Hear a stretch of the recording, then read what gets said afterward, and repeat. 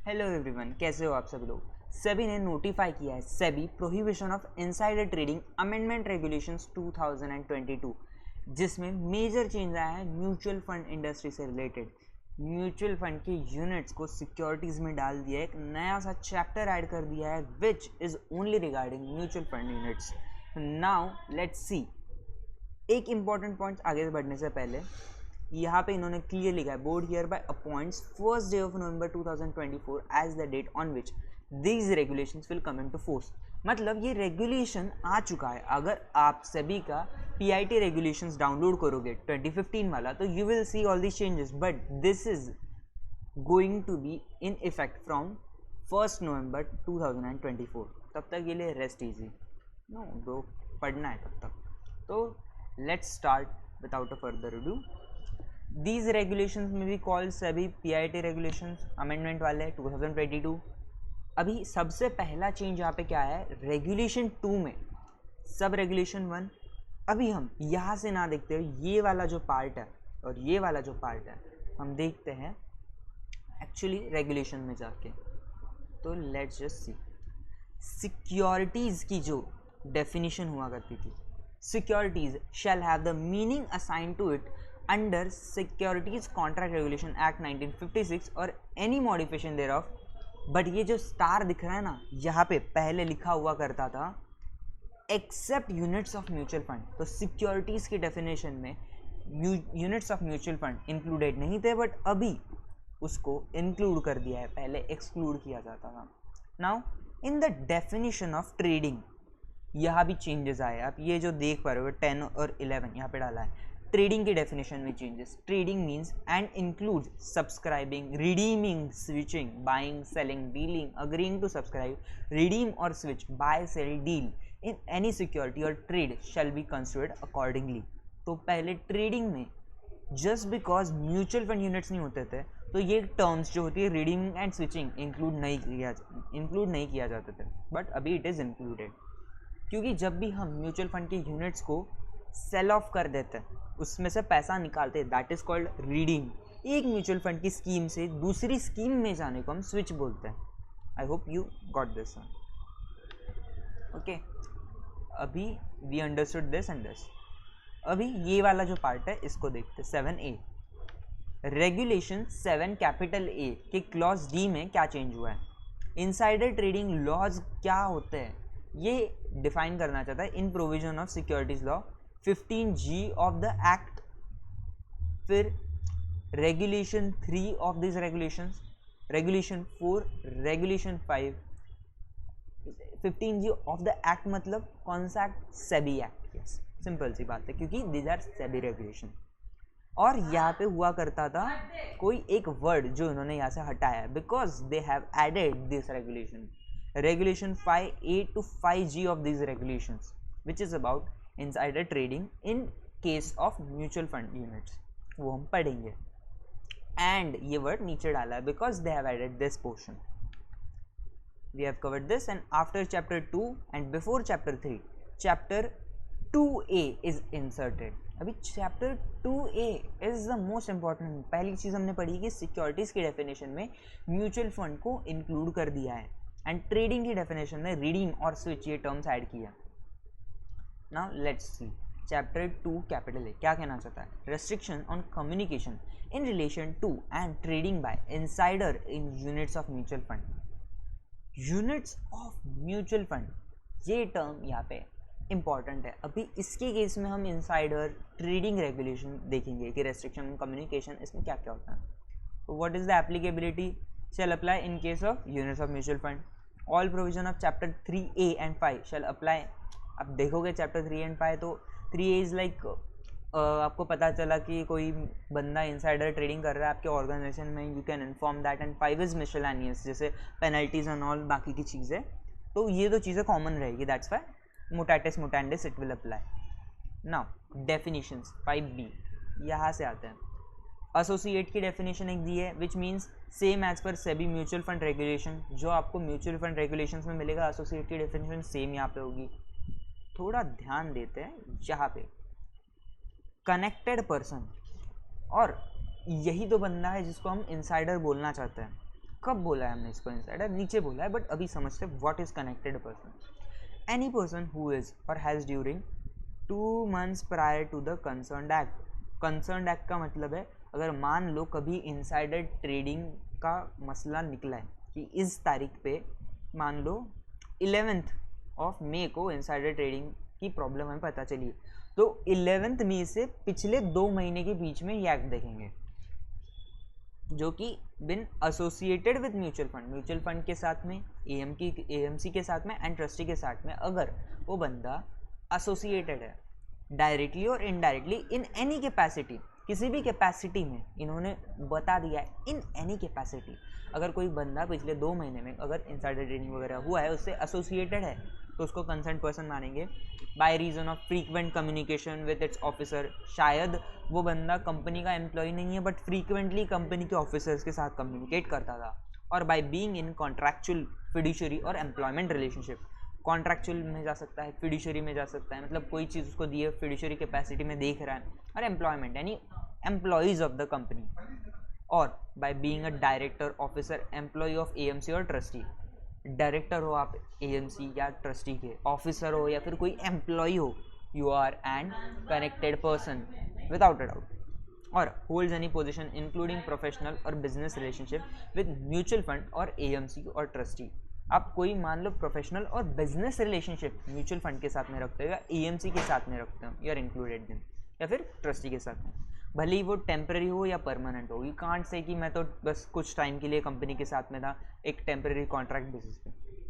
That allows, अभी ये जो बंदा है ना लास्ट वाला, जो कि एएमसी के साथ बिजनेस रिलेशनशिप है, it allows such person direct और इनडायरेक्ट एक्सेस टू यूपीएसआई और is reasonably expected to allow such access. मतलब उस बंदे के पास में हमें पता है कि बिकॉज ऑफ दैट बिजनेस और प्रोफेशनल रिलेशनशिप ही हैड एक्सेस टू यूपीएसआई, या फिर उसको डायरेक्टली एक्सेस नहीं था बट ऐसा रीजनेबली एक्सपेक्टेड है टू अलाउ सच एक्सेस कि उसको दे देंगे, तो उस पर्सन को यहाँ पे हम कनेक्टेड पर्सन बोलेंगे.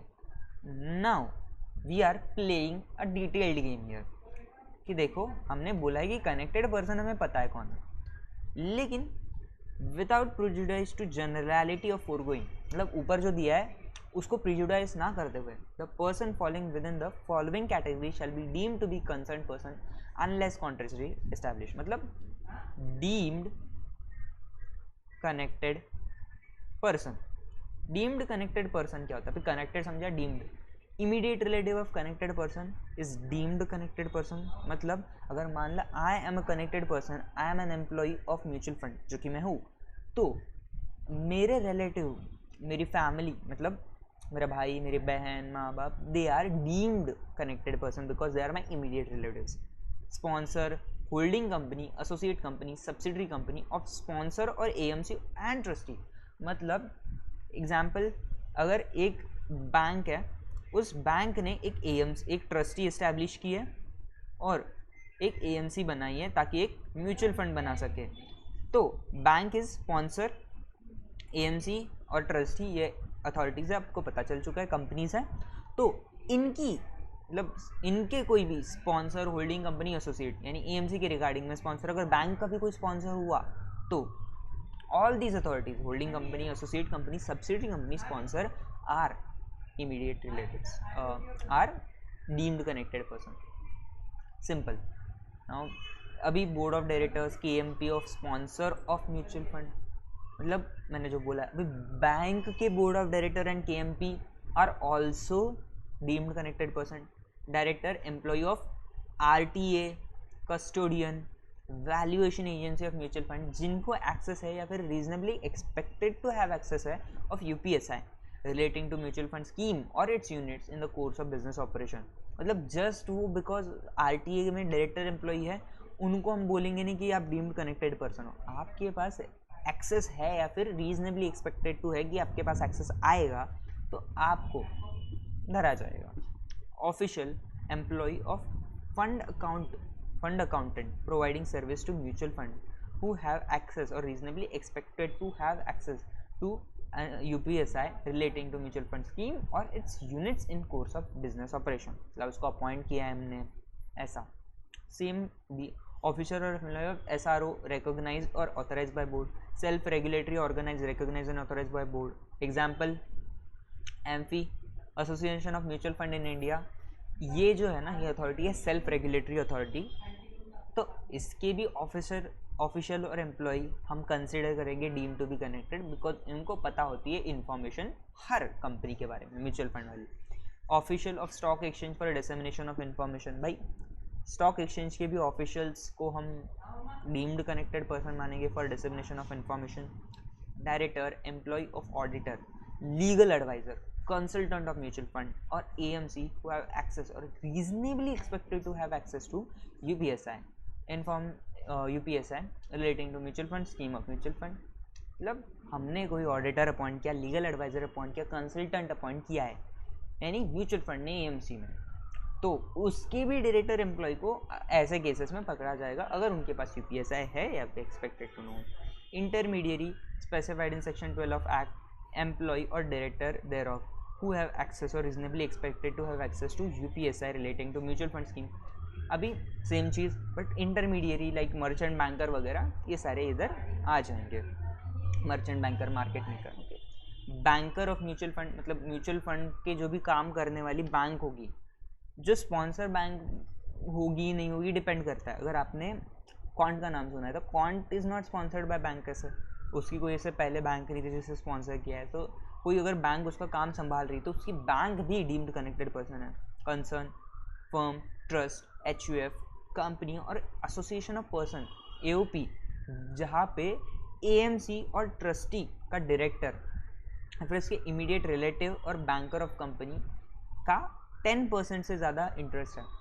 अगर डायरेक्टर ऑफ AMC और ट्रस्टी या फिर डायरेक्टर्स के इमीडिएट रिलेटिव और कंपनी के बैंकर, इनका अगर किसी concern, firm, trust, HUF, company या AOP में 10% का इंटरेस्ट है, होल्डिंग है, तो that concern, firm, trust, HUF, company, AOP are also deemed connected person. Generally available information, देखो दो चीज़ें होती है, इन्फॉर्मेशन को इस रेगुलेशन में दो तरीके से कैटेगराइज कर रहा है. जनरली अवेलेबल इन्फॉर्मेशन गाय और UPSI unpublished price sensitive information means information that is made available to unit holders or made accessible to public on non discretionary basis. ये नॉन डिस्क्रिशनरी बेसिस पे हम दे रहे. नोट, जनरली अवेलेबल इन्फॉर्मेशन ये क्या होगा, like मतलब stock exchange की website पे आपको मिल रहा है, कंपनी की वेबसाइट पे मिल रहा है, तो that is generally available website information. Okay, फिर explanation to this AMC or trustee shall immediately disseminate all material information on platform of stock exchange or in any other manner as may be specified by board whenever it needs to be communicated to unit holder or public notice needs to be made. कि भाई AMC trustee का काम है कि आपके पास कोई भी material information आ रही है तो स्टॉक एक्सचेंज पे बता दो, या फिर जैसा भी सेबी बोले वैसा बता दो, जो कि यूनिट होल्डर्स को देनी पड़ेगी या फिर पब्लिक नोटिस देना पड़ेगा. Okay, what do you mean by insider? हम बोल रहे हैं प्रोहिबिशन ऑफ इनसाइडर ट्रेडिंग. तो इनसाइडर ट्रेडिंग कौन करता है? इनसाइडर मतलब कंपनी के अंदर का बंदा. तो ये जो होगा बंदा विभीषण, ये बंदा कौन है? तो कनेक्टेड पर्सन जो कि हमने ऊपर पढ़ा, या कोई भी बंदा जिसके पास एक्सेस है UPSI का पर्टेनिंग टू एनी स्कीम. तो ये जो पार्ट है हमने ऑलरेडी मोस्टली ऊपर तो कवर किया होता है. नॉर्मली कोई भी अगर PIT रेगुलेशन का पहले वाला पार्ट देखोगे चैप्टर 2, उसमें ये चीज़ें मोस्टली तो कवर्ड है, but this is more specific towards mutual funds. Like यहाँ पे लिखा है pertaining to a scheme. Scheme किसकी होगी? म्यूचुअल फंड की. Systematic transaction in units of mutual fund are those transactions which are automatically triggered for execution on periodic basis and instructed to investors blah blah blah. क्या होता है ये? SIP, SWP and STP. SIP monthly आपका पैसा कटता है, specified amount specified date पे. SWP आप एक लमसम पैसा डालते हो और monthly specified amount specified date पे आपको पैसा आता है उस पूरे कॉर्पस में से. और STP एक स्कीम से दूसरी स्कीम में स्पेसिफाइड अमाउंट स्पेसिफाइड डेट पे ट्रांसफ़र होता है. सिंपल. UPSI हम बोल रहे हैं कि UPSI. What is UPSI? UPSI shall mean any information pertaining to a scheme of mutual fund जो कि not generally available. हमने बोला कि जनरली अवेलेबल बता दिया है, उसके अलावा कोई ऐसे इन्फॉर्मेशन है जो कि स्कीम ऑफ म्यूचुअल फंड की है. एंड अगर ये जनरली अवेलेबल हो गई तो मटीरियली इम्पैक्ट करेगी स्कीम के एनएवी को। एनएवी क्या होता है? जिस प्राइस पे आप यूनिट्स खरीदते बेचते हो, दैट इज एनएवी। और materially affect the interest of unit holders, मतलब प्राइस को अफेक्ट करेगा या फिर इंटरेस्ट ऑफ यूनिट होल्डर्स को मटीरियली अफेक्ट करेगा। एंड अभी ये तो हमने जनरली बोल दिया कि कोई भी इन्फॉर्मेशन जो कि जनरली अवेलेबल नहीं है और अगर हो गई मान लो पब्लिकली अवेलेबल, तो उसकी वजह से मटीरियल इम्पैक्ट आएगा एनएवी पे या फिर इंटरेस्ट ऑफ यूनिट होल्डर्स पे। बट इसके अलावा कुछ ऐसे सर्कमस्टांसेस है जो कि बोलेंगे कि ये तो भैया यूपीएसआई ही है। तो अगर instances where likelihood of change in accounting policy, company का अकाउंटिंग पॉलिसी बदल रहा है, material change in valuation of any asset और क्लासेस ऑफ असेट, वैल्यूएशन में ही चेंज हो रहा है, मटीरियल चेंज हो रहा है, रेस्ट्रिक्शन ऑफ रिडेम्पशन आ रहा है, वाइंडिंग ऑफ स्कीम हो रहा है। मतलब आपकी स्कीम जिसमें से आपको पैसा निकालना है, आप निकाल नहीं पा रहे हो because certain exception redemption restrictions are impose, तो that is materially affecting the price. फिर winding of scheme, segregated portfolio, there is a term segregated portfolio, मतलब एक आपका जो भी अमाउंट होगा 1000 इन्वेस्टेड है, अभी इसको नॉट गोइंग इन डिटेल, इसका अगर कोई प्रॉब्लम हो गई कि एक कंपनी ने डिफॉल्ट वगैरह कर दिया तो इसका जो डेट पोर्शन है उसको अलग करो और मेन पोर्टफोलियो, तो दो पोर्टफोलियो आपका एक ही अमाउंट ऑफ इन्वेस्टमेंट के टुकड़े करना है, यानी creation of segregated portfolio, but only debt portion को हम सेग्रीगेट कर सकते हैं। Triggering of swing pricing framework and applicability of swing factor, swing pricing अगर हो रहा है तो भी, तो स्विंग प्राइसिंग कब होगा? फॉर एग्जाम्पल अभी करोड़ों इन्वेस्टर्स एक म्यूचुअल फंड की स्कीम में पैसा लगा के बैठे हैं, बट कुछ अगर इन्वेस्टर्स ने मान लो 20% उसमें स्कीम में पैसा लगाया और 20% अगर विड्रॉ कर देंगे तो अपने आप प्राइस गिर जाएगी। जैसे कि शेयर्स को अगर कोई एक बंदा जो बहुत सारी वैल्यू होल्ड करके रखता है वो अचानक से सेल कर दे तो उसकी प्राइस ड्रॉप हो जाती है। तो ऐसे केस में बाकी इन्वेस्टर्स का नुकसान ना हो, इसलिए डेट म्यूचुअल फंड्स जो होते हैं उसमें मेनली स्विंग प्राइसिंग फ्रेमवर्क होता है। तो जो प्राइस डिफरेंस आ रहा है उस बंदे के बेचने की वजह से वो उसको थोड़ा अलोकेट किया जाएगा ताकि सबको सेम अमाउंट पे रिडेम्पशन मिले। तो जो भी प्राइस घट रही है, ऐसा ना हो कि एक बंदा प्रॉफिट में चला जाए और बाकी लॉस में हो जाए, तो जो भी प्राइस घट रही है वो इक्वली प्रोपोर्शनेटली डिवाइड करने का तरीका इज स्विंग प्राइसिंग। अगर मटेरियल चेंज हो रहा है, liquidity position of concern scheme, अगर स्कीम की लिक्विडिटी में कोई मटेरियल चेंज है, अगर लिक्विडिटी बहुत अच्छी हो गई है या फिर बहुत बुरी हो गई है, that is material change, not just bad but even positive अगर बहुत है तो दैट इज ऑल्सो यूपीएसआई। फिर default in underlying security which is material to concern mutual fund scheme, अगर अंडरलाइंग सिक्योरिटी में भी डिफॉल्ट हो रहा है तो भी प्रॉब्लम है। लाइक अंडरलाइंग सिक्योरिटी मतलब एक स्कीम का यूनिट होता है। यूनिट कैसे आता है? जो शेयर्स में इन्वेस्ट करने के बाद अगर डिफॉल्ट हो रहा है अंडरलाइंग सिक्योरिटी में, मान लो डेट स्कीम है उसमें और बंदा रीपे नहीं कर रहा है, उसकी वजह से प्रॉब्लम आ रहा है, you got it, UPSI. All other definition of chapter 1 जो कि ऊपर ये रेगुलेशंस में होता है वो डेफिनेशन मोटाटिस मोटेंडिस अप्लाई करेंगे। तो यही डेफिनेशन जो है वो अलग हो गए, बाकी तो सेम हो गया। अभी इन पार्ट्स में बहुत डिटेल में ना जाते हुए I will explain it quickly. Communication और procurement of UPSI and maintenance of structured digital database. फिर सुनो मेरी लोग, अगर आप इनसाइडर हो तो आप क्या 3 चीज़ें नहीं करोगे? Communicate, provide, allow access to UPSI.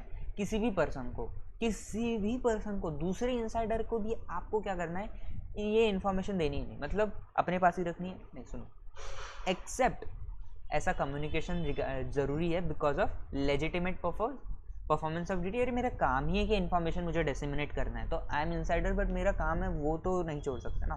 तो legitimate purpose, performance of duties and legal obligation discharge करना, कि अगर कोर्ट का ऑर्डर है कि भाई इन्फॉर्मेशन दे दो तो कैसे डिनाई करें, you have to tell that कि लीगल ऑब्लिगेशन है। सेबी ने बोल दिया इन्फॉर्मेशन दो, इट इज़ यूपीएसआई बट बताना तो पड़ेगा।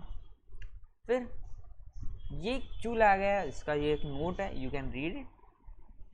और नीड टू नो बेसिस पे देना होता है information, that is legitimate purpose. No person, अभी ये है पहला था कि इनसाइडर ने देना नहीं है, और ये वाला बोलता है बाहर वाले ने लेना नहीं है, कि आपने प्रोक्योर नहीं करना है या फिर cause the communication bye insider, मतलब ऐसा करवाना नहीं किसी से कि इनसाइडर सुनो कि मुझे यूपीएसआई दे दो, except legitimate purpose, performance of duty and legal obligation. ये ऐसा क्यों?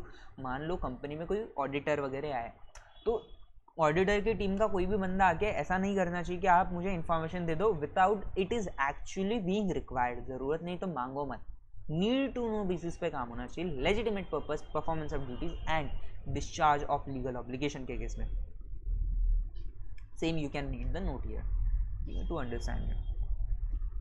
ओके, फिर अगर आप ये नहीं करोगे तो इलीगल होगा, ये ऊपर लिखा है। The board of director of AMC with approval of trustee shall make a policy for determination of legitimate purpose।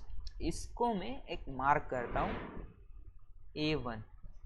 एक पहला पॉइंट है जो कि आप ये सोचो कि अगर आप कंपनी में हो तो क्या करना पड़ेगा बिकॉज ऑफ दिस रेगुलेशंस, जो कि इधर ही लिखते ही समझ आ रहा है।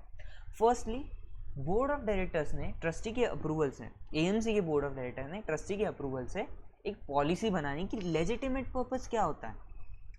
बताना तो पड़ेगा कि व्हाट इज लेजिटिमेट पर्पस, कि डिफाइंड होना चाहिए, इसके पार गए तो this is not legitimate. Explanation, अभी ये लेजिटिमेट पर्पस क्या होता है, इसमें कुछ चीज़ें तो हम ही बता देते हैं कि क्या आना चाहिए, बाकी आप डिसाइड करो। Board of directors of AMC sharing UPSI in the ordinary course of business by insider with trustee को देना, ट्रस्टी कंपनी को, RTA को, custodian, valuation agency, fund accountant, AMFI, CRA credit rating agency, legal advisor, auditor and advisor और consultant, इन सबको अगर ordinary course of business में आप ये इंफॉर्मेशन दे रहे हो तो that is legitimate purpose, ordinary course of business. Except ऐसी इंफॉर्मेशन देना आपको इस रेगुलेशन में ही परमिटेड नहीं है। मतलब ऐसा माना जाएगा कि अगर आप ये इंफॉर्मेशन इनको दे रहे हो तो दिस विल बी प्रोहिबिशन, तो ऐसे केस में नहीं देना है, अदरवाइज यू कैन।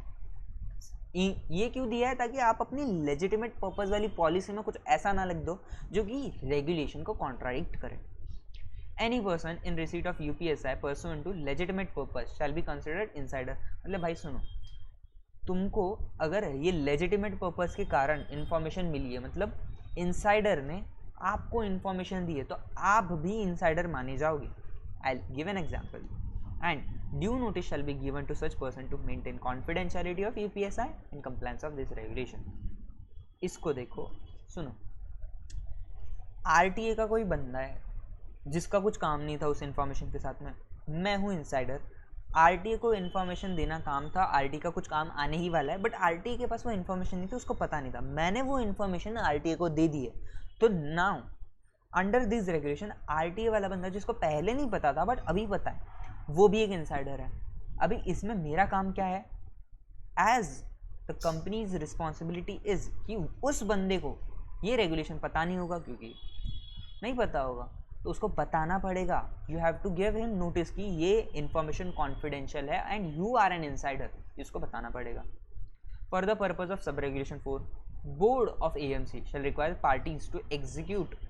अभी एक और एक पॉइंट आ रहा है कि AMC के बोर्ड ने क्या करना है, जो भी ये पार्टीज इसमें इन्वॉल्व होगी ना, उनसे बोलना है कि आप एक कॉन्फिडेंशियलिटी अग्रीमेंट साइन करो, या NDA में non disclosure obligation on part of such parties, ये NDA ही साइन कर लो, कॉन्फिडेंशियलिटी कॉन्ट्रैक्ट ही साइन कर लो, ताकि ये अगर ब्रीच हुई इन्फॉर्मेशन तो पार्टीज को पकड़ा जा सके। And such party shall keep information जो received confidential except for purpose specified in legitimate purpose blah blah blah, and shall not otherwise deal in units of mutual fund. अगर आपके पास UPSI है तो म्यूचुअल फंड के units के साथ deal नहीं करना है। मान लो HDFC म्यूचुअल फंड है, उसके यहाँ पे मैं एम्प्लॉय हूँ और मुझे UPSI मिल रही है, तो I shouldn't deal in units of that fund. HDFC का कोई भी स्कीम हो, मुझे डील नहीं करना चाहिए, या फिर मैंने किसी को वो इन्फॉर्मेशन दी, उस बंदे ने भी नहीं करना चाहिए, ये ऐसा कह रहा है।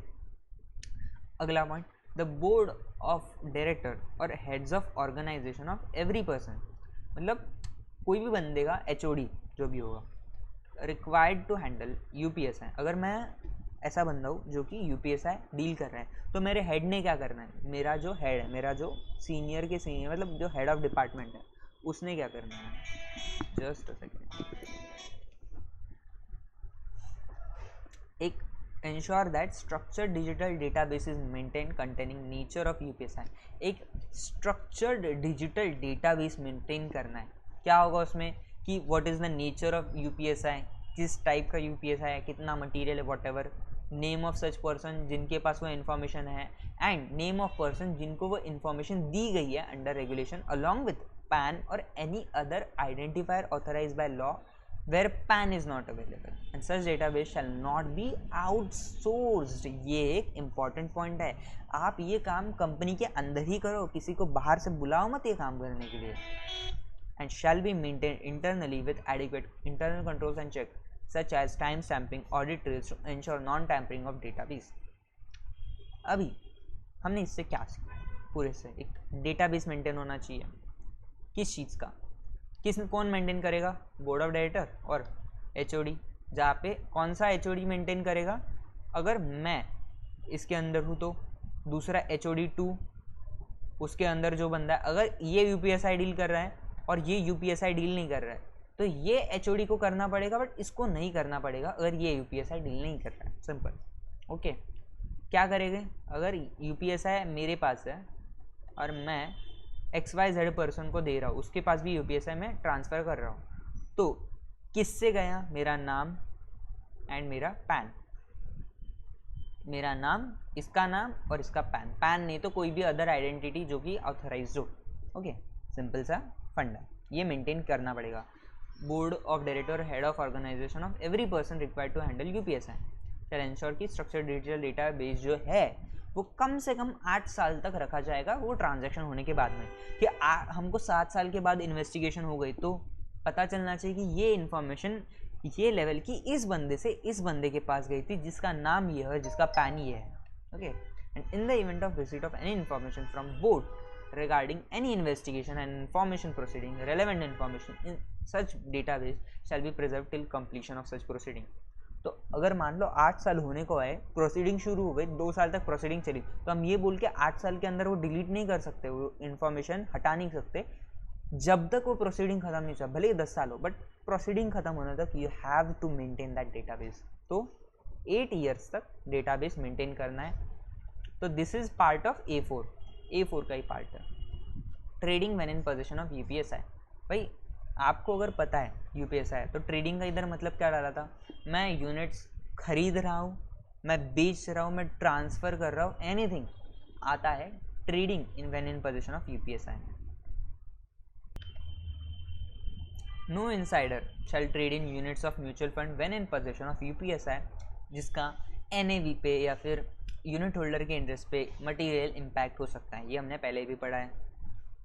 फिर dealing of a person, explanation क्या बोल रहा है, dealing of person in units of mutual fund when in position of UPSI shall be presumed to have been motivated by knowledge and awareness of such information in position.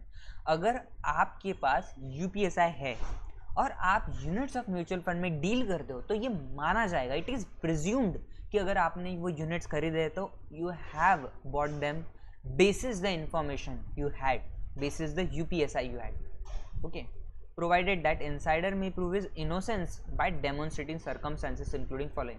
तो मान लो मेरे पास UPSI है, but मुझे अगर ये prove करना है कि ये जो मैंने ट्रांजैक्शन किया है ये मैंने यूपीएसआई के बेसिस पे नहीं किया है, तो ये आप कैसे प्रूव कर सकते हो, following points including following points है, इसके अलावा भी कर सकते हो, बट ये पॉइंट्स तो आप प्रूव कर ही सकते हो अगर आपके पास प्रूफ है। ट्रांजैक्शन ऑफ मार्केट इंटर से ट्रांसफ़र है, ऑफ मार्केट मतलब नहीं है मैंने मार्केट पे नहीं किया जब मार्केट चालू था, ऑफ मार्केट किया है, इंटर से transfer between insider who were in possession of same UPSI and both parties made a conscious informed trade decision। Person A को पता था यूपीएसआई क्या है, पर्सन बी को भी सेम इन्फॉर्मेशन पता थी, दोनों के पास सेम नॉलेज था कि अगर मैं ये ट्रांजैक्शन खरीदूंगा तो इससे मेरा क्या फ़ायदा है, क्या नुकसान है। तो इस बंदे ने इस बंदे को ऑफ मार्केट ये यूनिट्स बेच दिए और इसने बाय किए, तो दिस इज़ नॉट सेड कि आपने ये ब्रीच किया है। आप बोल सकते हो कि मैंने यूपीएसआई के बेसिस पे ये नहीं किया, मैंने लॉ नहीं तोड़ा है। प्रोवाइडेड दैट वो ऑफ मार्केट जो भी ट्रेड होंगे ना, वो इनसाइडर जो बंदा होगा वो एएमसी को with in 2 working days, 2 working days कब से, वो जो भी ट्रेड कर रहा है उसके 2 दिन के अंदर अंदर एएमसी को बताएगा। अभी एएमसी को जब वो ट्रेड मिल रहा है, एएमसी उसके 2 दिन के अंदर अंदर क्या करेगा, विद इन 2 वर्किंग डे क्या करेगा, सेबी को बताएगा। बोर्ड का यहाँ पे जो मतलब है specified by board, it is not board of directors of company, this is SEBI. Insider वो ऑफ मार्केट ट्रेड करने के 2 दिन के अंदर एएमसी को बताएगा और एएमसी सेबी को बताएगा। दिस इज नॉट कि डेली करना पड़ेगा, ये तो डिपेंड करता है कि ऐसी चीज़ें होने के बाद ये चीज़ आएगी। Okay, such transaction in question was carried out pursuant to statutory or regulatory obligation, including this alignment of interest of designated employee of AMC with the unit holder of mutual fund scheme। तो mutual fund regulation में एक master circulars में एक point है कि बोलता है skin in the game regulation या फिर skin in the game part, जो भी बोलना होगा आपको, अलाइनमेंट ऑफ इंटरेस्ट को स्किन इन द गेम बोलेंगे कि अगर मैं कोई हेड ऑफ डिपार्टमेंट हूँ म्यूचुअल फंड में, डायरेक्टर हूँ, कोई भी हूँ, तो मैं अगर वो चीज़ में डील कर रहा हूँ, मैं वो स्कीम में डील कर रहा हूँ, मतलब कुछ भी काम कर रहा हूँ, तो मुझे 20% of what ever I am earning in that year invest करना पड़ेगा उन स्कीम्स में, जितना चाहे उतना, जैसा करना है करो, but I have to invest. Because अगर मैं वो चीज़ को मैनेज करूँ, अगर मेरा खुद का पैसा उसमें लगा है, तो I will try to make it better and better, ताकि मेरा खुद का भी फायदा हो। That is called skin in the game. तो अगर ऐसी चीज़ की वजह से आपको वो इन्वेस्ट करना पड़ रहा है, तो ऑब्वियस सी बात है कि यू आर डूइंग बिकॉज ये आप पे ऑब्लिगेशन है, not because of voluntary wish. Okay, such transaction is triggered by SIP, SWP, STP, switch systematic transaction, जो कि at least 2 months prior to such transaction है। हमने 2 months का दिखा था ना कनेक्टेड पर्सन के लिए। तो जो भी ट्रांजेक्शन हो रहा है उसके 2 month पहले से हमारा SIP कब से चल रहा है, वो SIP चल रहा है। और मुझे बाद में एकदम कब से SIP चल रहा था और मुझे अचानक से पता चला UPS आया, बट UPS आने के बाद मैंने ना मेरा अमाउंट बढ़ाया ना कम किया, बस मेरा SIP चल रहा है। तो इट मीन्स कि वो तो सिस्टमेटिक ट्रांजेक्शन है, मेरे पास वो इन्फॉर्मेशन थी नहीं पहले 2 महीने पहले तक। But it's simple. कोई भी डाउट हो तो कमेंट सेक्शन में ज़रूर पूछ लेना, I will be available to answer. Such transaction in question is triggered by irrevocable trading plan, where such trading plan has been approved by compliance officer and disclosed to stock exchange platform and in any other manner specified by board at least 60 days before commencement of trade। देखो, ये जो transaction जो भी हो रहा है वो हो रहा है बिकॉज मेरा ट्रेडिंग प्लान है कि मैंने बोला है कि मैं ये सिक्योरिटी खरीदूंगा, ये ऐसा रहेगा वैसा रहेगा, कंप्लायंस ऑफिसर ने अप्रूव किया, स्टॉक एक्सचेंज पे भी वो डिस्क्लोज हो चुका है कि ये बंदे का ट्रेडिंग प्लान ये रहेगा। एंड ये जो भी ट्रेड्स हो रहा है like buying selling of units of mutual fund at least 60 days before ये सब चीज़ें चल रही है। तो अगर मेरे को ये जो चीज़ें करने पड़ रही बिकॉज मेरा ट्रेडिंग प्लान है, इररिवोकेबल ट्रेडिंग प्लान है, तो भाई यार नॉट माई फॉल्ट, मैं तो गलती से करा। Provided that trading period for such each plan shall be at least 6 months with no overlapping of different trading plan. एक टाइम पे एक ही ट्रेडिंग प्लान चल रहा है और कम से कम 6 महीने का है, तो ही हम उसको कंसिडर करेंगे। फिर provided further that further trading as per approved plan, no requirement norm related to pre clearance of trading और क्लोजर पीरियड और contra trade shall be applicable. अगर अप्रूव्ड है तो ये सब चीज़ें नहीं उस पर एप्लीकेबल होगी। इन case of connected person, owners of establishing that they were not in position of UPSI shall be on such connected person and other case पे UPSI। अगर सुनो कि मेरे पास, मैं अगर कनेक्टेड पर्सन हूँ, हमने पढ़ा था इनसाइडर 2 लोग होते हैं। कौन? इनसाइडर मतलब कनेक्टेड पर्सन और डीम्ड कनेक्टेड पर्सन। अगर मैं कनेक्टेड हूँ तो ओनस किस पे आएगा? On me, onus on me to prove कि अरे ये मैं UPSI मेरे पास नहीं था, ये तो आपको लग रहा है कि मेरे पास UPSI है बट नहीं है। और अगर DCP है, डीम्ड कनेक्टेड पर्सन है, तो सेबी प्रूव करेगा कि आपके पास ये होगा, मुझे कुछ प्रूव करने की ज़रूरत नहीं है, तो मेरे से माना ही जा रहा है, प्रिज्यूम्ड है कि मेरे पास तो नहीं होगा। Okay, disclosure by certain person. भाई सुनो, डिस्क्लोजर क्या करना है? AMC shall on such date as may specified by board on quarterly basis thereafter. अभी क्वार्टरली बेसिस पे AMC क्या करेगा? डिस्क्लोज करेगा holding of units of mutual fund scheme, it's mutual fund scheme.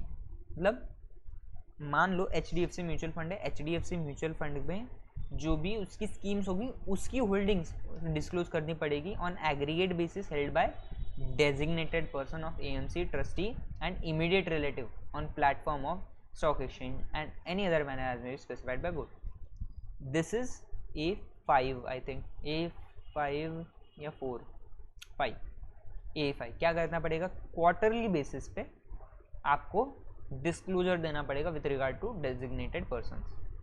अभी designated person क्या होता है वो भी हम पढ़ेंगे। Designated person is also defined details of all transaction in units of its own mutual fund above such threshold as may be specified by SEBI executed by designated person of AMC trustee, their immediate relative shall be reported by concerned person to compliance officer within 2 business days of the transaction। मतलब देखो उस fund के किसी भी scheme में आप क्या कर रहे हो, ट्रेड कर रहे हो कुछ भी, और उसका एक थ्रेशोल्ड स्पेसिफाइड है जो भी सेबी ने बोला है, उसके ऊपर अगर आपने कभी भी ट्रांजैक्शन किया उस क्वार्टर में तो आपको 2 दिन के अंदर 2 बिजनेस डेज के अंदर अंदर आपके कंप्लायंस ऑफिसर के पास जाना है कंपनी के, उनको बताना है कि ऐसे ऐसे ऐसे और ऐसे ऐसे ऐसे। ओके, सिंपल सी बात है कि अगर आपने थ्रेशोल्ड तोड़ दिया है तो कंप्लायंस ऑफिसर को बताना पड़ेगा कैसा हुआ है। Provided that with respect to systematic transaction through mutual fund any mutual fund के डेजिग्नेटेड पर्सन, अगर सुनो, अगर SIP SWP STP है, सिस्टमैटिक ट्रांजैक्शन है, तो ऐसे केस में DP में report the only at the time of making first installment of transaction along with period of such transaction and modification thereof।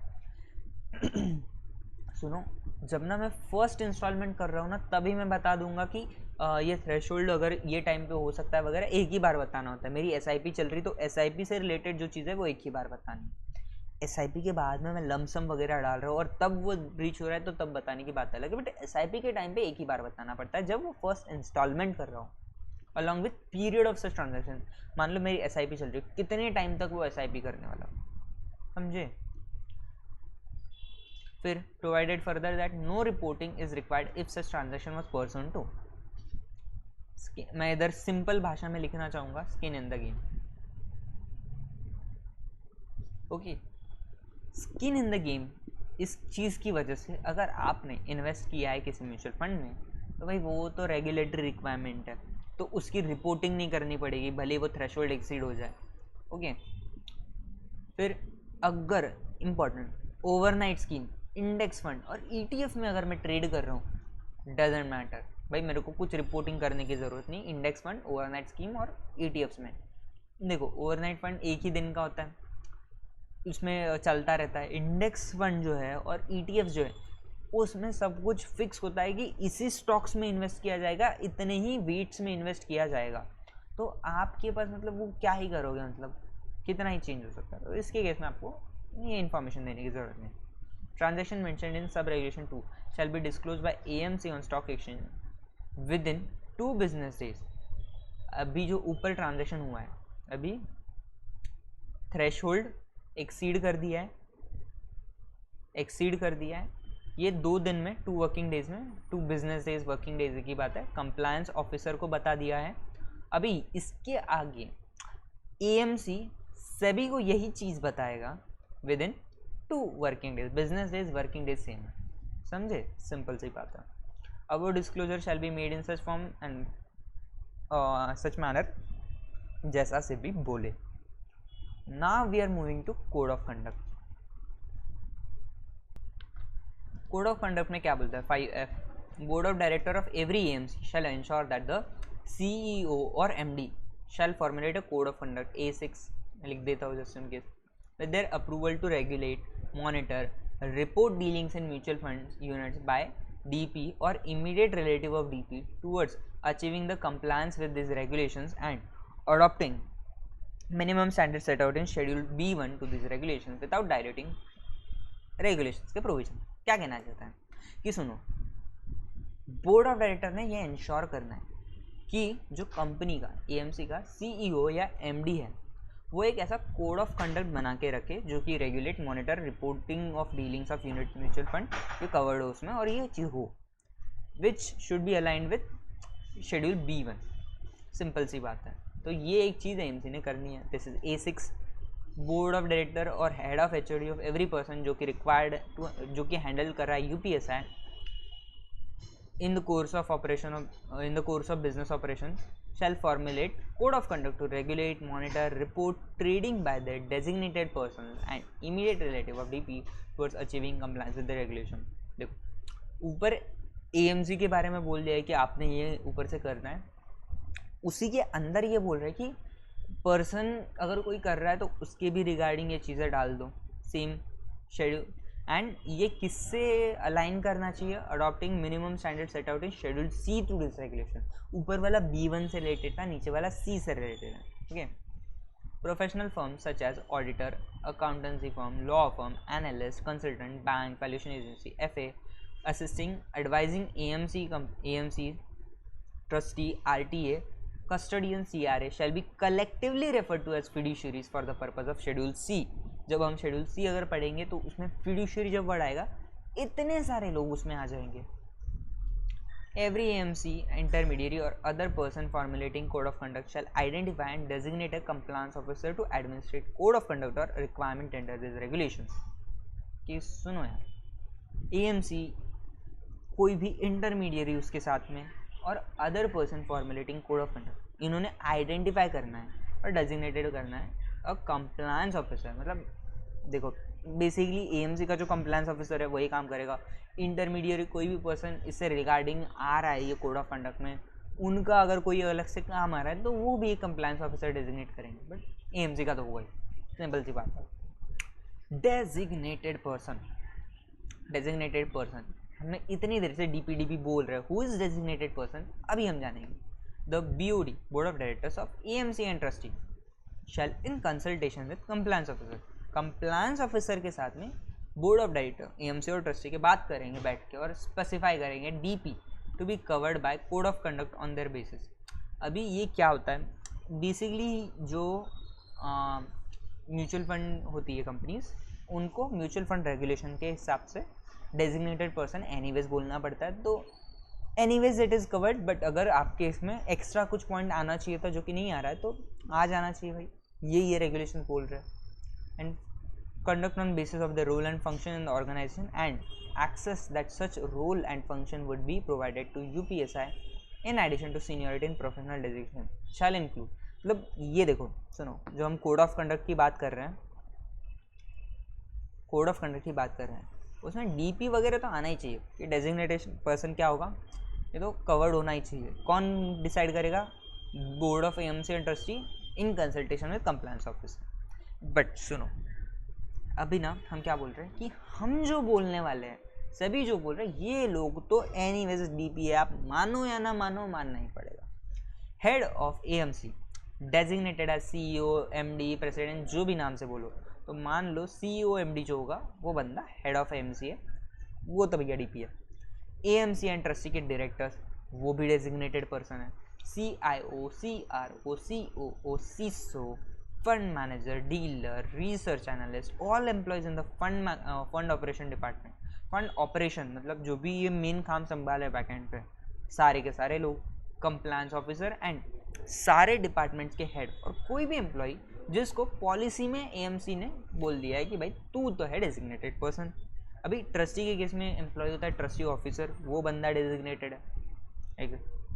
तो इसके अलावा explanation, this is important to note, ये explanation ध्यान से देखना। ऊपर जो चीज़ होती है डीलर क्या होता है वो सब आई एक्सप्लेन, बट एक बार ये एक्सप्लेनेशन देखते हैं। Non executive director of AMC और ट्रस्टी कंपनी और trustees who are in possession of और have access to UPSI shall also be deemed to designated person. तो इधर इन्होंने बेसिकली बोला अगर कोई डायरेक्टर है वो नॉन एग्जीक्यूटिव है तो उसको प्रिज्यूम करेंगे कि वो डेजिग्नेटेड नहीं है अगर उसके पास UPSI नहीं है, बट अगर उसके पास UPSI है तो उसको हम deemed to be designated person मानेंगे। Important to note, okay. अभी आगे बढ़ते हैं। पॉइंट नंबर 2 क्या बोल रहा है? एवरी अदर इंटरमीडिएरी और other person shall in consultation with compliance officer specify designated person to be covered by code of conduct on basis of their role and function in the organization and access that such role or function would provide to UPSI in addition to seniority and professional designation।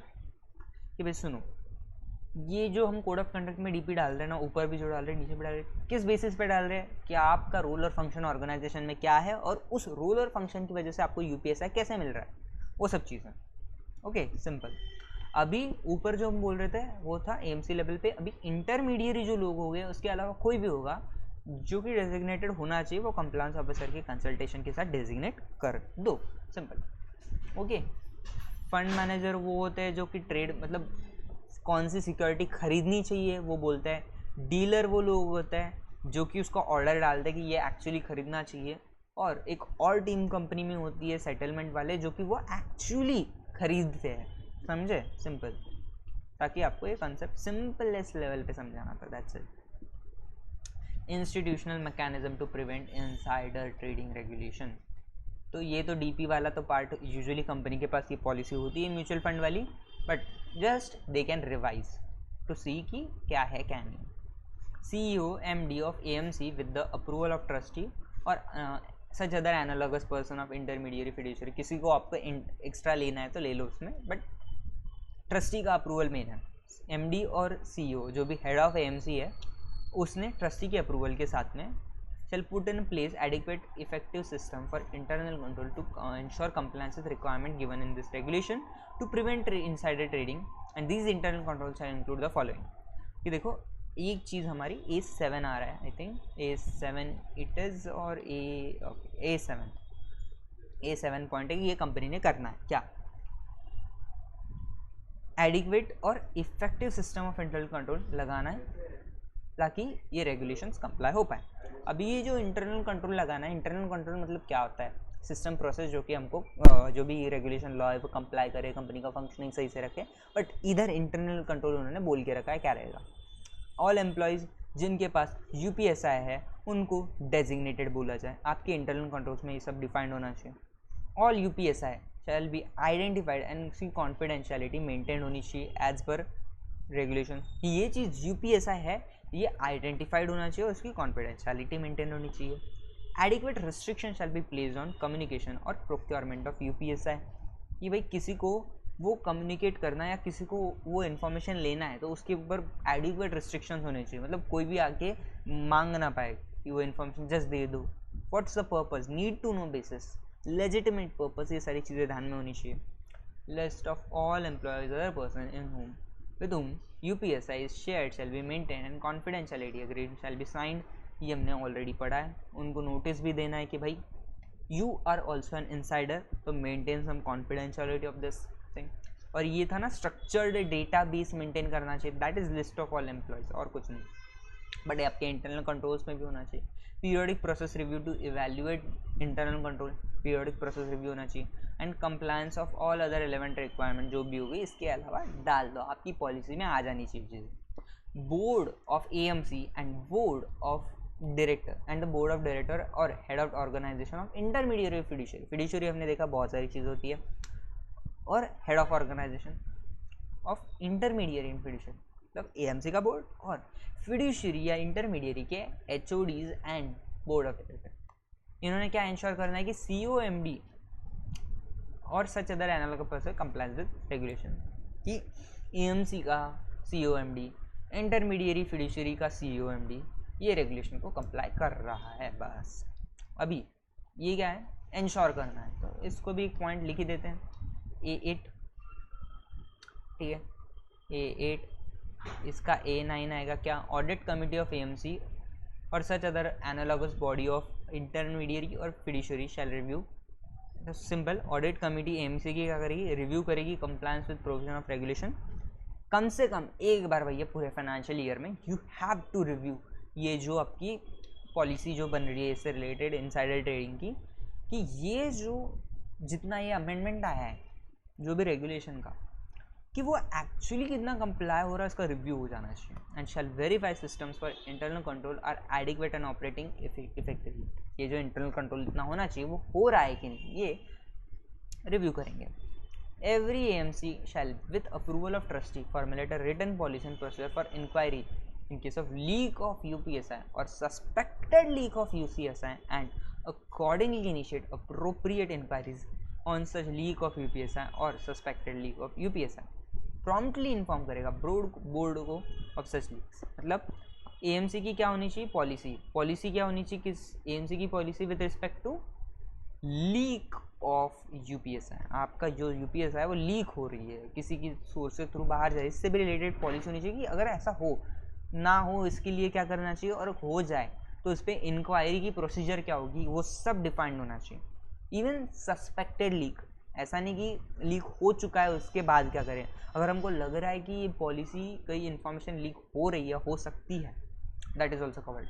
और इसके बाद में इसी policy में mention में क्या होना चाहिए कि सेबी को इस सब चीज़ों के बारे में पता चलना चाहिए कि लीक हो रहा है, इंक्वायरी हो रही है, इंक्वायरी का रिजल्ट क्या है, कि इंक्वायरी पे पता चला अरे लीक तो हो नहीं रहा है, ये भी सेबी को बताया जाएगा।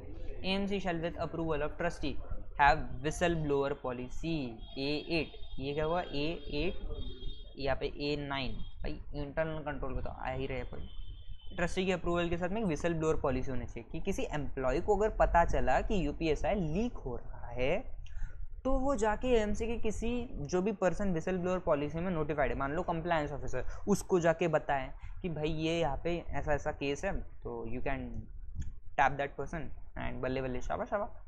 इन case of inquiry has been initiated by AMC और trustee of leak of UPSI और suspected leak, relevant intermediary or fiduciary shall cooperate with AMC in connection with inquiry conducted। मतलब अगर मान लो इंटरमीडिएट फिडुशियरी इनके खिलाफ भी अगर इंक्वायरी निकल चुकी, इनके एम्प्लॉय के खिलाफ आ चुकी है, तो इन्होंने एएमसी के साथ में कोऑपरेट करना है, इन्फॉर्मेशन मांगी, इन्फॉर्मेशन देनी है।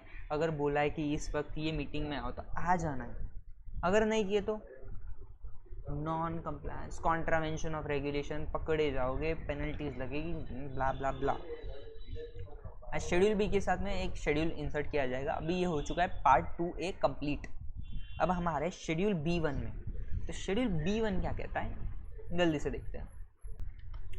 Minimum standards of code of conduct for mutual fund to regulate, monitor and report trading by DP in the units of its own mutual fund scheme.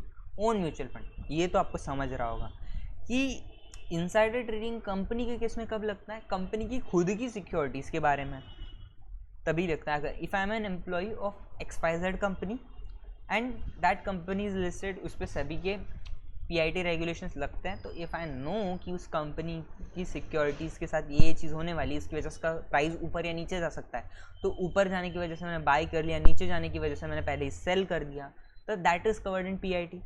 तो म्यूचुअल फंड के case में जो mutual fund की units होते हैं, अगर मुझे पता चला है कि for this reason the price of this mutual fund scheme will go up, तो मैंने बाय कर लिया, विल गो डाउन तो मैंने सेल कर दिया, that will be covered here. तो that's our own mutual fund schemes. उसी कंपनी एएमसी की स्कीम्स को देखेंगे, म्यूचुअल फंड्स की स्कीम्स को देखेंगे, अदरवाइज बाहर की क्यों देखेंगे, HDFC वाले क्वांट का क्यों देखेंगे, बंधन का क्यों देखेंगे, अनलेस एंड अनटिल उस एम्प्लॉय को HDFC की इनसाइडर इन्फॉर्मेशन पता हो। Okay, compliance officer shall report to board of director, this is also point 8-10। क्या रिपोर्ट करेगा, AMC को रिपोर्ट करेगा compliance of this regulation, provide reports to audit committee chairperson and trustee. भाई AMC के और trustee के ऑडिट कमिटी को compliance officer reporting करेगा at such frequency stipulated by board of director, जैसा वो बोले, but at least once in a year. अगर बोर्ड ऑफ डायरेक्टर बोला ट्वाइस इन अ ईयर तो ट्वाइस करो। Information shall be handled within organization on need to know basis and no UPSI shall be communicated to person except legitimate purpose, performance of duties and discharge of legal obligations। Simple, जो ऊपर पड़ा है same नीचे आ रहा है, because schedule है। Minimum standards क्या maintain करना है आपने while making that code of conduct and actually following it। Minimum इतना तो करना है, इसके अलावा the more you do it is better। Code of conduct shall contain norms for appropriate Chinese wall procedure। What is Chinese walls? कोई भी information को need to know basis पे देना है। If it is actually needed then provide, just because he wants it don't provide it. Simple, that is Chinese wall procedure. And process of for permitting any designated person to cross the wall. Cross the wall मतलब designated person को अगर wall cross करनी है, यानी वो information चाहिए ही, तो उसकी प्रोसेस क्या होगी, परमिशन लेने की, वॉट एवर वो डिफाइंड होनी चाहिए। DP and immediate relative of DP in the organization shall be governed by internal code of conduct governing dealing in units of mutual fund। भाई इंटरनल कोड ऑफ कंडक्ट जो हम इतनी देर से बोल रहे हैं, उसमें वो सब चीज़ें गवर्न होनी चाहिए कि how they will deal with units of mutual fund of that scheme. Designated person may deal in units of mutual fund subject to compliance regulation। Compliance officer of AMC shall determine closure period during which the DP and classes of DP can reasonably expected to have possession of UPSI। कि closure period आपने determine करके रखो। इसको भी हम A11 लिख देते हैं, A11, कि कंप्लायंस ऑफिसर ने क्लोजर पीरियड बना के रखना है कि एक्सपेक्टेड है कि इस पीरियड के दौरान इनके पास यूपीएसआई होगा, उसके बीच में ट्रेड ही नहीं कर सकते। No way, such closure period shall be imposed in relation to such schemes to which UPSI relates. हर चीज़ के लिए नहीं भाई, जो चीज़ के लिए वो हो सकता है रिलेट कर सकता है, ओनली उन स्कीम्स के लिए, not all schemes. During such time any request to transact in units of mutual fund by DP और their immediate relative shall not be processed by AMC. खत्म। ऐसे ट्रांजैक्शन, ऐसे टाइम पे जब क्लोजर पीरियड डाला हुआ है तो आप ट्रेड नहीं कर सकते भाई, डीपी और इमीडिएट रिलेटिव नहीं कर सकते। कनेक्टेड पर्सन तो भाई आ ही जा रहा है, तो क्या ही बोले। The closure period restriction mentioned in sub clause 1 जो ऊपर लिखा है वो अप्लाई नहीं करेगा। कब भाई? बोनाफाइड पर्पज़ में अगर आप कुछ कर रहे हो तो ये जो पार्ट है 5D में हमने पढ़ा था, क्लोजर पीरियड तब नहीं लगेगा। ट्रांजैक्शन स्पेसिफाइड जो 5D1 उसके 1 to 3 केस में पार्ट में पढ़ा था। Then in respect of pledge of units आपने किया है तो भी नहीं लगेगा, पर but bonafide purpose subject to compliance officer का pre clearance and compliance with this regulations. Finally कुछ चीज़ें बची हैं, like timing of reopening of closure period shall be determined by compliance officer taking into account various factors, जैसे कि UPSI in question becoming generally available and being capable of assimilation by market। कि अगर ये closure period ख़त्म करना है तो this is into compliance officers hands. उसको ये डिटरमाइन करना पड़ेगा कि ये जो UPSI है जो रिलेट कर रही है इन स्कीम से, वो अगर जनरली अवेलेबल हो गई है और अभी ये पब्लिक को पता चल सकती है, तो ऐसे केसेस में वो क्लोजर पीरियड रीओपन करना या क्लोज करना देखेगा। And the closure period is not applicable, अगर किसी बंदे पे क्लोजर पीरियड एप्लीकेबल नहीं है, ऐसा है कि closure period compliance officer will determine किस बंदे पे कितना कितना लगेगा, whatever. Trading in mutual fund by designated person and their immediate relative including at the time of initiation of systematic transaction shall be subject to compliance officer का pre clearance if the value of propose trades to be executed वो threshold से ज़्यादा है। Separate threshold for systematic and lump sum, इन दोनों के अलग अलग रहेंगे जो कि एएमसी में स्टिपुलेट। तो भाई उसको प्री क्लियरेंस तभी लगेगा जब वो जो थ्रेशोल्ड है उसको एक्सीड कर रहा है। ओके, सिंपल सी बात है, खत्म। Provided that transaction in units of DP pursuant to mandatory, अरे यही वही वाला भैया, प्रोवाइडेड ट्रांजैक्शन अगर स्किन इन द गेम्स है तो further transaction units by designated person person to alignment वाला जो पार्ट है shall be specified by board in this regard. Skin in the game भाई, skin in the game. Provided further that requirement of pre clearance shall not apply for overnight index ETF, kind of ये already पढ़ ही चुके हैं। Prior to approving any trades compliance officer is entitled to seek declaration, कि भाई declaration में क्या होगा, if I want to get a approval from compliance officer तो वो ट्रेड अप्रूव करने से पहले कंप्लायंस ऑफिसर मेरे से डिक्लेरेशन लेगा कि भाई मेरे पास कोई UPSI नहीं है and reasonably capable of being rendered inaccurate, ऐसा कुछ नहीं है, वो भी इंफॉर्मेशन दिखेगा। Code of conduct formulated bye CEO MD of AMC shall specify any reasonable time frame which in any event shall not be more than 7 businesses within which trades have been pre-cleared have to be executed by DP, failing which pre-clearance नहीं होगा। तो सुनो कि आपको ना एक time frame दिया जाएगा, आपका ट्रेड अप्रूव हुआ उसके 7 बिजनेस डेज के अंदर अंदर आपने वो ट्रेड एग्जीक्यूट करना है, buy sell whatever the case में भी वो करना है।